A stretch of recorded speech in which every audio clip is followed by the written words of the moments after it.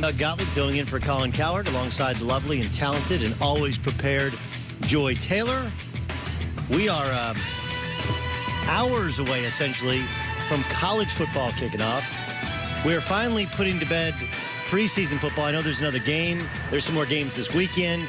Feels like the NFL and, frankly, one CFL field made a mockery of preseason football. Well, you know, every once in a while we need a legendary sports story to kind of trigger a conversation of change, right? Right. Remember that time the Packers played the Raiders in Winnipeg on an 80-yard field? You're like, what? That really happened? What a hoot. Huh? What a hoot. That was something else. That is something like in this, you learn something new every day. I knew the goalposts were in the middle or the front of the end zone of the CFL. I just would have thought it would have been discussed, like, you know, sometime before the game to figure that thing out. You would think, yes. That is absolutely bizarre. All right, more on that. Plus, this is a special treat. Obviously, Fox College Football kickoff starts this Saturday. Starts tomorrow. Fox Noon kickoff starts tomorrow. And we're going to have Urban Meyer, Reggie Bush, Matt Leinart, Brady Quinn, and Rob Stone all joining us upcoming in 15 minutes. I got to ask Urban Meyer about the most recent comments from Jim Harbaugh in a new book about Michigan football, which he said the SEC is a bunch of cheaters. And, of course, Urban Meyer won 2 national championships while coaching in the SEC. We'll get to that upcoming in 15 minutes. James Harrison's going to join us. Jeff Schwartz is going to join us. We will talk about some of the Daniel Jones thing with the New York Giants. We got a lot to get to. Let's start, though, with the Dallas Cowboys, shall we? As the contract negotiations continue in the media. Yesterday, Ed Werder, who, of course, has covered the Cowboys for years, tweeted this out. Sources, the most recent offer negotiations between holdout Ezekiel Elliott and the Cowboys came from the team. Elliott has been offered a contract making him one of the NFL's 2 highest-paid running backs. That would suggest the team offering more than Le'Veon Bell and less than Todd Gurley. Now, obviously, this comes from the team, right? Ed has covered the Cowboys for a long, long time, and the team putting out the details, and the devil is in the details in terms of what is the real money. But I listened to the commentary, and I'm struck by this, Joy. I think at some point Jerry Jones has been pushed to the limit, and he's at the point now where he feels like Ezekiel Elliott is ungrateful. And I'll explain why in a moment. Here was Jerry Jones. Remember there was that subtle joke last Saturday? They got a rookie running back, Tony Pollard. He had 5 carries, 42 yards, playing against really the third stringers from the LA Rams. Had a really good day. And so, the reporters were joking, hey, what a great negotiating tool you have with Zeke. Now you got this Tony Pollard kid. And so Jerry Jones, joked, Zeke who? And then he circled back to talking about how great Zeke was. And so after it came out, Zeke's camp, again, through the media, and his agent said that not only was his agent, but also Ezekiel Elliott felt disrespected, felt dissed, right, by Jerry Jones for saying that. Take a listen to Jerry Jones earlier this week justifying his subtle jab at Zeke. Look, I've earned the right with Zeke to joke. Period. Right. I've earned it. So, have you guys had any conversations since then at all? No. Okay. But let me be real clear about it. I've earned that right to joke. Let me be real clear about that. I have earned that right.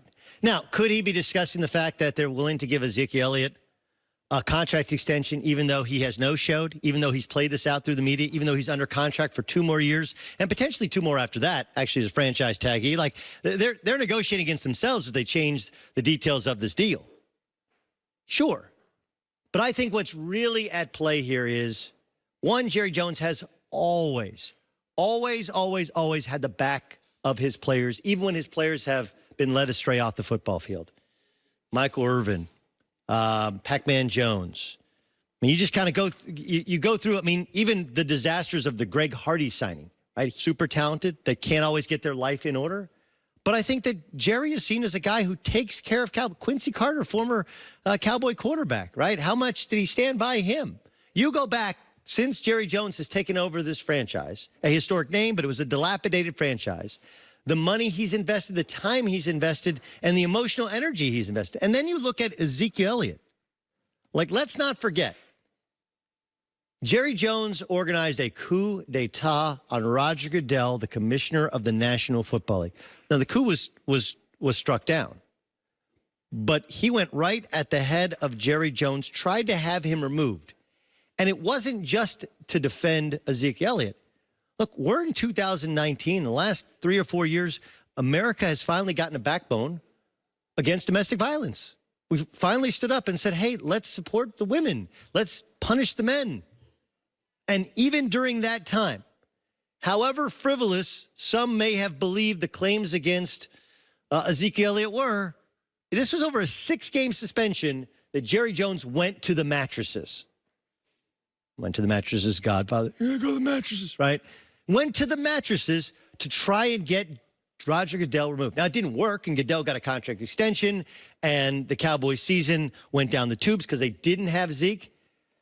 But on the football field, he's built a team around the talents of Zeke. He spent a ton of money on that offensive line. He's tried to get all the right pieces in place to get the best out of Ezekiel Elliott.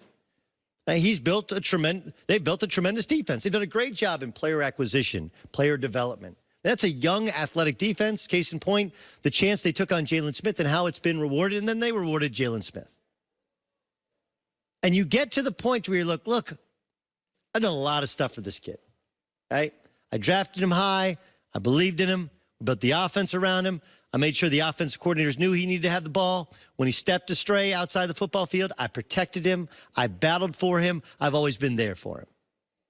Not only is he asking for top dollar, which will take money from the pie. Remember, he also said there's less pie to go around now when they signed Jalen Smith. Not only but every other guy who's under contract for 2 years is going to come into my door asking for a new contract. And here's a guy whose back I had on and off the football field, and he has there's a Yiddish term, chutzpah. It means nerve or a lower intestinal fortitude. He has the chutzpah through his agent to say he felt disrespected because I joked Zeke who, even though he has a standing offer to be the second highest paid running back in the history of the National Football League. I think Jerry Jones feels like Ezekiel Elliott is ungrateful. Right? Feels like he's ungrateful. And sure, there's a little bit of unhealthy, I'm the father, you're the son kind of relationship between Jerry and players. I'm okay if you point that out. But as a father with a son and with daughters, I can tell you all you can ever ask of your kids is to be grateful. Because the greatest thing you can give to anyone in the world is an opportunity. Right?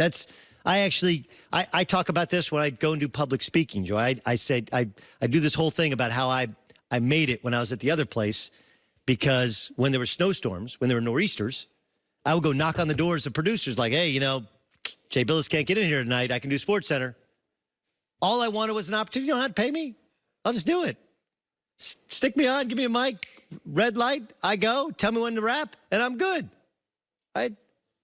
I filled in for Colin there, filled in for Colin in Sports Station. Just give me opportunities. It's the greatest thing. We think and pray for all these other things, but if you get an opportunity and prepare yourself for it, you kick butt, you're going to get more opportunities. Jerry Jones is sitting there going like, hey, man, I gave you all these opportunities. I protected you. I battled for you. When you messed up, I was there for you. I support you. In the face of the strongest headwind, right, the movement against domestic violators has been probably the strongest headwind we've ever seen against current professional athletes. And by the way, rightfully so. He stood up and stood by the guy. And now you're going to get mad because he told a little joke that was funny and everyone knew it was sarcastic. No one thought it was really in the heart offensive. While you have a standing offer to be the second highest paid player at your position in the history of the sport, stop it. Stop it. Now you're acting spoiled, ungrateful. And now I'm at my limit. Now, look, Ezekiel Elliott does have some support from some current and former players. Here's Marcellus Wiley on Speak for Yourself, going back to yesterday.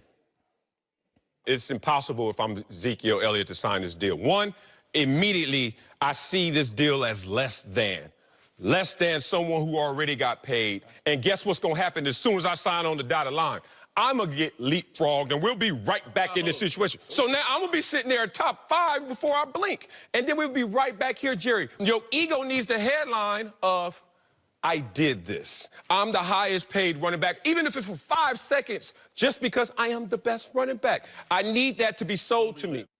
Yeah, the problem is that's not the reality of the market. The running back market's going through a market correction. Todd Gurley signed that deal a year ago. Le'Veon Bell signed one this year. It's for less money. And the reality is Todd Gurley's deal's a bad deal, and Le'Veon Bell's deal's so bad the GM who signed it got fired shortly thereafterwards. Like, I understand. Like, there's not going to be bigger paydays. Saquon Barkley might be the best back in the league, but he's not going to get more money. That's not the reality of the position, the reality of the sport, unless they change the rules. So I get the old school, I need to be the highest paid, but the reality of the sport, the correction of the market, and, oh, yeah, by the way, you're under contract for 2 more years. I guarantee had he played at his current contract for a year, or at least showed up in camp, he would have had a stronger case. But he needs to get paid, but not as much as Dak, not as much as Amari Cooper, Byron Jones, and there will be others. And if you want to truly win games, sometimes you got to take a little bit less. All right, more on that to come.